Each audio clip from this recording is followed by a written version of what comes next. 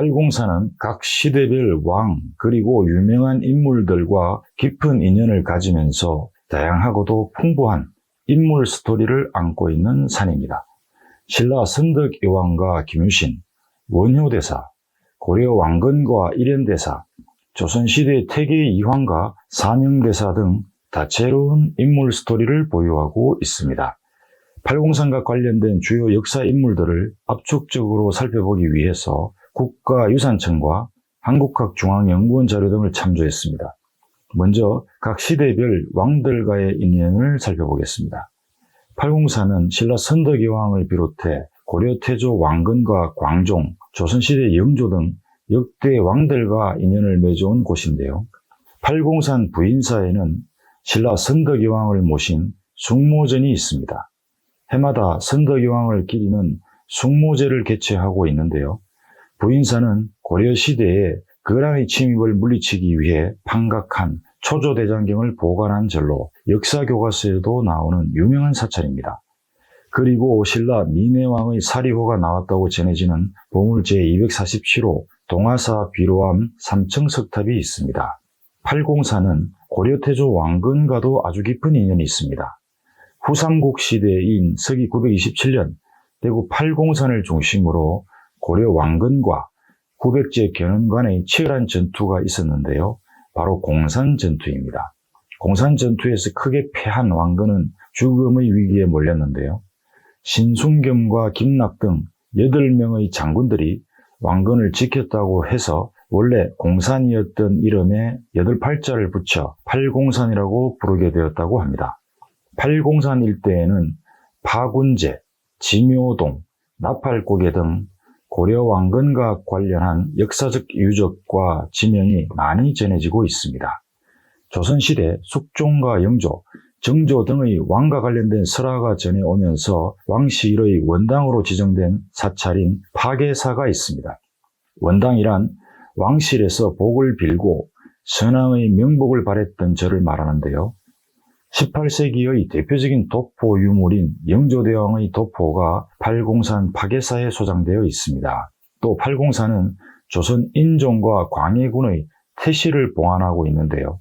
태실은 왕실에서 자손을 출산하면 그 태를 봉안하는 곳을 말합니다. 그리고 팔공산은 역대 고성들의 수도처이자 태계 이황과 추사 김정희 등이 시를 짓고 글씨를 남겼는데요. 역사적으로 유명한 인물들과의 흥미로운 스토리가 있는 콘텐츠의 보고입니다. 팔공산은 신라 김유신 장군의 수련처였고요. 원효, 설총, 의상 등과 같은 고성의 수도처였습니다. 김유신은 삼국통일의 대업안수를 위해 팔공산에서 수행을 했는데요. 팔공산에는 이와 관련된 공간으로 장군바위와 장군수, 장군폭포 등이 있습니다. 장군바위는 산 정상부에 있는 바위가 마치 김유신 장군의 단검 같다고 하여 부르는 명칭이고요. 장군수는 화랑 시절 김유신이 수련할 때 즐겨 마신 물이라는 데서 유래한 이름입니다. 원효대사와 관련한 공간으로는 원효가 최초로 수도 정진을 하던 불굴사 원효굴과 오도암 청운대의 서당굴, 돌구멍 절인 중앙암의 극락굴 등이 있습니다. 불굴사는 원효대사가 수행한 사찰인데요. 불굴사에는 원효대사와 김유신 장군이 수련했다는 원효굴이 있습니다. 또 팔공산 정상부의 넓은 휴식 공간인 팔공산 하늘정원이 있는데요. 원효대사가 깨달음을 얻었다는 오도암과 아찔한 암벽에 위치한 원효굴을 포함한 원효 구도의 길이 있습니다.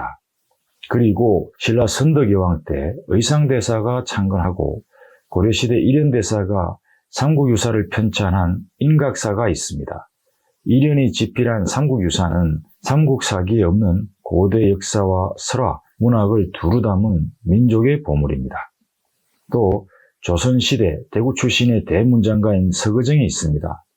서거정은 팔공산에서 특히 경치가 좋은 8곳의 아름다움을 공산 팔경으로 표현하기도 했고요. 대구 지역에서 풍경이 뛰어난 10곳을 한시 대구 시병으로 표현하여 대구에 대한 애정을 나타내기도 했습니다.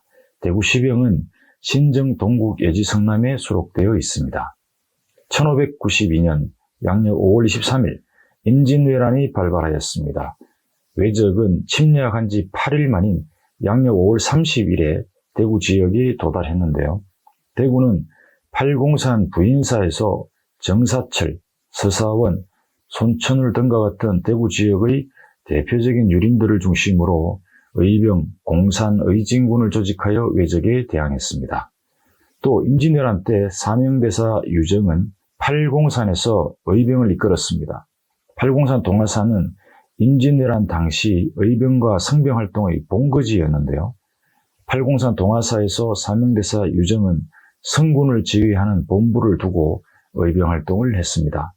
사명대사의 진영과 함께 성군을 지휘할 때 불었던 소라나팔 4,500여 명의 밥을 담을 수 있는 큰 밥통인 비사리 구시 등이 현재도 동화사에 남아 있습니다.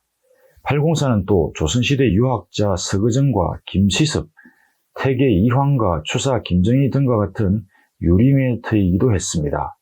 우리나라 최초의 한문소설 금오신화를 창작한 매월당 김시섭이 있습니다. 김시섭은 팔공산을 바라보며 라는 뜻인 망공산이라는 한시를 얽기도 했는데요. 그 한시를 새긴 거대한 시비가 동화사 집단시설지구에 세워져 있습니다. 또 태계 이황도 팔공산과 인연이 있는데요. 태계는 팔공산 아래 영경동의 기묘한 바위인 화암을 시로 읊었습니다.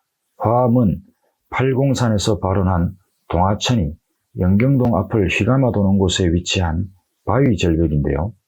대구 읍지에는 태계가 지은 한시 영경화암이 실려 있습니다.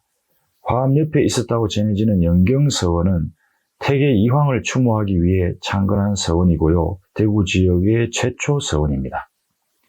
명필 추사 김정희도 팔공산에 큰 흔적을 남겼는데요. 팔공산 은혜사 현판의 글씨 보화루, 은혜사, 불광 등의 3대 편액이 김정희의 글씨입니다. 또 팔공산 기슭에 복사꽃이 많이 피는 마을로 유명한 용진마을이 있는데요. 용진마을은 대한민국 제13대 대통령인 노태우 전 대통령이 태어나고 어린 시절을 보낸 생가가 입지해 있습니다. 이처럼 팔공산은 역사적으로 유명한 명사들과 다채로운 인연을 맺으면서 지난한 세월을 함께 해온 역사 인물 스토리의 보고입니다.